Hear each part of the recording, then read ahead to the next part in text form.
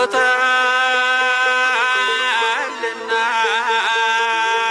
ስለኔ ምንም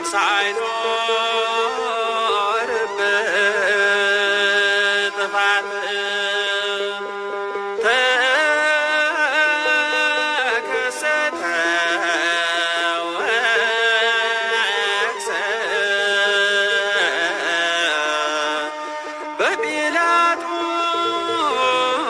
በጲላጦስ ፊት